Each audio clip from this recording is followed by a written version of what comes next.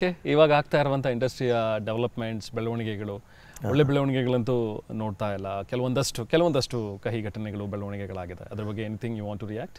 No, I really don't want to react because ಯಾರ್ಯಾರ view ಅಲ್ಲಿ ಏನೇನಿರುತ್ತೋ ಗೊತ್ತಿಲ್ಲ. ಸುಮ್ಮನೆ ಎಲ್ಲರೂ ಮಾತಾಡ್ತಾ ಇದ್ದಾರೆ ಅಂತ ಗುಂಪಲ್ಲಿ ಗೋವಿಂದ ನಂದೊಂದು ಮಾತಿರಲಿ ಅಂತ ಏನೇನೋ ರ್ಯಾಂಡಮಾಗಿ ಮಾತಾಡೋದಕ್ಕೆ ಏನೂ ಇಷ್ಟ ಇಲ್ಲ. ಎಲ್ರಿಗೂ ಒಳ್ಳೇದು ಮಾಡಲಿ ದೇವರು, ಅವ್ರ ಆತ್ಮಕ್ಕೂ ಶಾಂತಿ ಸಿಗಲಿ. Yeah one two families are involved ಅಲ್ಲ, ಸೊ ಆಗ ಒಂದು ಮಾತಾಡಿದ್ರೆ ಹೆಚ್ಚು, ಒಂದು ಮಾತಾಡಿದ್ರೆ ಕಮ್ಮಿ, ಈ ಥರದ್ದು ಅಫ್ಕೋರ್ಸ್ ಒಂದು ಅಡಕತ್ರೆಯಲ್ಲಿ ಸಿಕ್ಕಾಕೊಂಡಂಗೆ ಅನ್ಸುತ್ತೆ. ಸಂಬಡಿ ಈಗ ನಿಮಗೂ ಮಾತಾಡಿದಾಗ ಹೇಳಿದಾಗ ಏನು ರಿಯಾಕ್ಟ್ ಮಾಡಲಿ ನಾನು, because two families are involved. ನಾನು ಇದರಿಂದ ಏನು ಗೊತ್ತಾ ತಿಳ್ಕೊಳ್ಬೋದು, ನೀವು ಏನೇ ಮಾಡಿದ್ರು ಇನ್ನು ಇಂಪ್ಯಾಕ್ಟ್ ಆಗೋದು ಫೈನಲಿ ಫ್ಯಾಮಿಲೀಸ್ಗೆ. ಇದರಿಂದ ಒಂದು ಪಾಠ ಏನು ಅಂದರೆ, ನಾವು ಯಾರ ಬಗ್ಗೆನೂ ಕಮೆಂಟ್ ಮಾಡೋದು ಬೇಡ, ಇದು ಸರಿ ಇದು ತಪ್ಪು ಇದು ಅದೆಲ್ಲ ನಮ್ಮ ಕೈಯಲ್ಲಿ ಏನೂ ಇಲ್ಲ.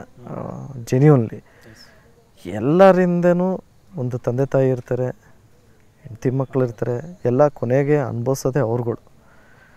ಅವ್ರು ಅನುಭವಿಸೋದು ನೋಡಿದಾಗ ನಮ್ಗಳಿಗೆ ಬೇಜಾರಾಗತ್ತೆ ಅಲ್ವಾ? ಯಾರಾದರೆ ಏನು, ಅವರು ಇವರು ಅಂತಲ್ಲ, ಆ ಜಾಗದಲ್ಲಿ XYZ ಯಾರು ಇದ್ದಿದ್ರು ಹಿಂಗೆ ರಿಯಾಕ್ಟ್ ಮಾಡ್ತಾಯಿದ್ರು ಎಲ್ಲರೂ.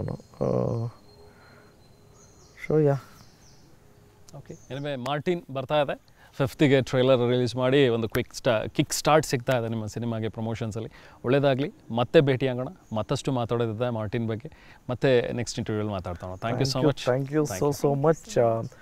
ನನ್ನ ಕೆರಿಯರಲ್ಲಿ ರೆಹಮಾನ್ ಅವರೇ ನನಗೆ ಫಸ್ಟ್ ಇಂಟರ್ವ್ಯೂ ಮಾಡಿದ್ದು 2008.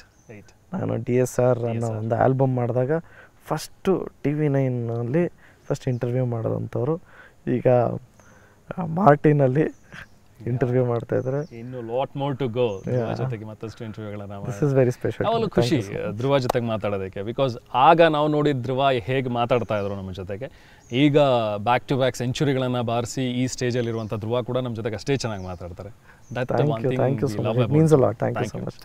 ಎಲ್ಲ ವೀಕ್ಷಕರಿಗೂ ಒಂದು ರಿಕ್ವೆಸ್ಟ್ ಏನಂದರೆ, ಅಕ್ಟೋಬರ್ 11ನೇ ತಾರೀಕು ನಾಡ ಹಬ್ಬ ದಸರಾಗೆ ನಮ್ಮ ಮಾರ್ಟಿನ್ ಸಿನಿಮಾ ಬಿಡುಗಡೆ ಆಗ್ತದೆ. ಎಲ್ಲೂ ವಲ್ಗಾರಿಟೀಸ್ ಇರಲ್ಲ, ಚಿಕ್ಕ ಮಕ್ಕಳಿಂದ ದೊಡ್ಡವ್ರವರೆಗೂ ಕೂತ್ಕೊಂಡು ನೋಡುವಂಥ ಸಿನಿಮಾ ಮಾಡಿದ್ದೀವಿ.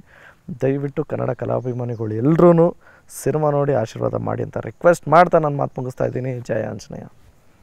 Vaibhavi, thank you so much. Thank you so much. ಇದು ಇವತ್ತಿನ ವಿಶೇಷ. ನಿರಂತರ ಸುದ್ದಿಗಾಗಿ ನೋಡ್ತಾ ಇರಿ TV9.